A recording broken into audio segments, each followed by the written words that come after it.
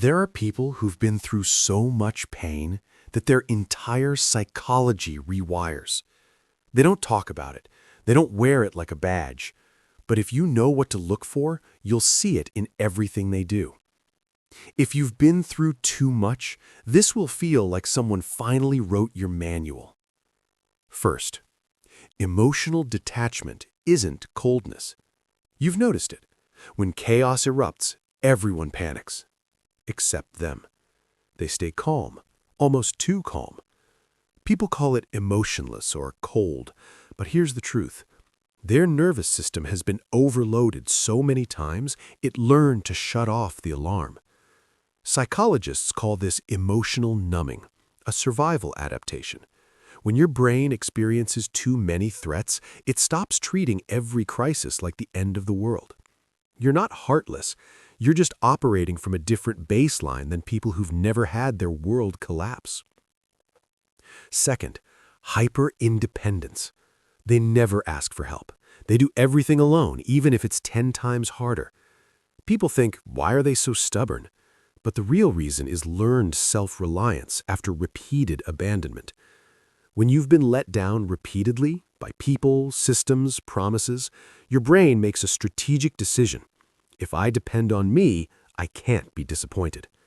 Hyper-independence isn't strength you chose. It's armor you had to build because vulnerability became too expensive. Third, pattern recognition on steroids. They can read people like scanners. One conversation and they've mapped your intentions, insecurities, and next 3 moves. People call it paranoid or trust issues, but here's what's actually happening. Trauma sharpens threat detection.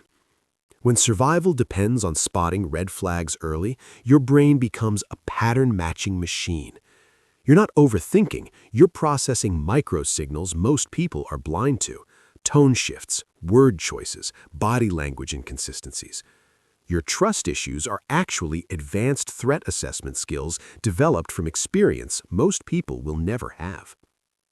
Fourth, uncomfortable with peace. Everything is finally going well. Life is stable, calm, safe. And they feel wrong, like something bad is about to happen.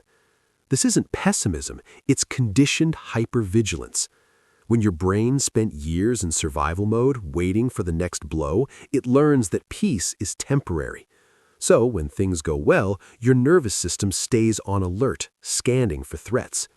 You don't trust good things because historically they didn't last. Your body remembers what your mind tries to forget. Fifth, compassion mixed with boundaries. Here's the paradox. They've been through hell, so they're deeply empathetic. But they also have walls made of titanium. They'll help you, listen to you, feel for you.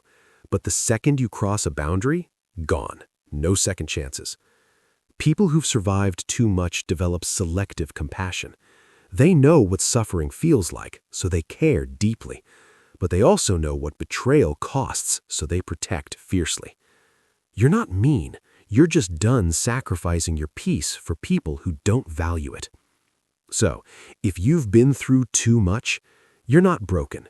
You're not damaged. You're not too much or too guarded. You're recalibrated. Your calm isn't coldness, it's mastery. Your independence isn't stubbornness, it's survival.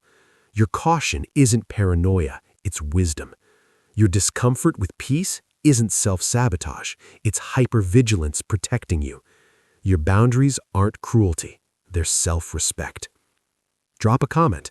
I survived and I'm still here.